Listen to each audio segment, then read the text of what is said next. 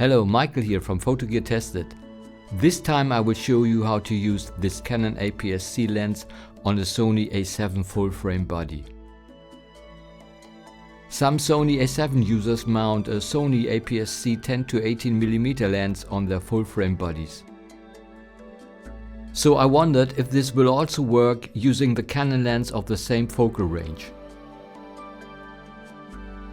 I used the Fotodiox Pro Adapter for my Canon lenses. Autofocus works very well with this lens, as you can see here.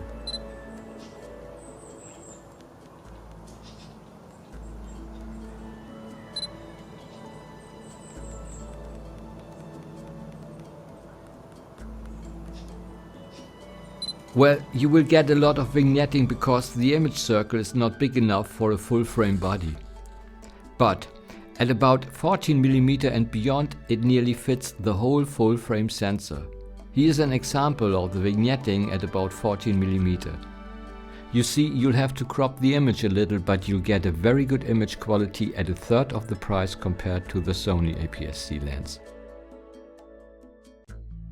This image is a sample of the image quality of the Canon lens at 14mm on the Sony A7R. I used a cheap Cokin ND4 filter with an exposure of 20 seconds at f11. Now let's look a bit closer at this test shot. The vignetting is very obvious, but remember, this is an APS-C lens on a full-frame body. In the center at f8 I see very good sharpness and contrast and fine details.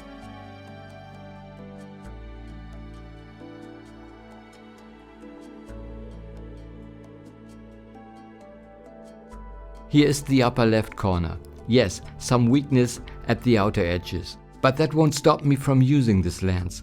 I have to crop anyway to get rid of the vignetting, and so the soft edges will disappear. You see, you don't have to spend much money to get good image quality. But there is something I have to mention about the Canon lens. I bought two of them and tested others before I got a perfect lens. So there is a lot of sample variation. Be sure to check the return policy if you'd like to order this lens. I hope you enjoyed this short review and thank you for watching.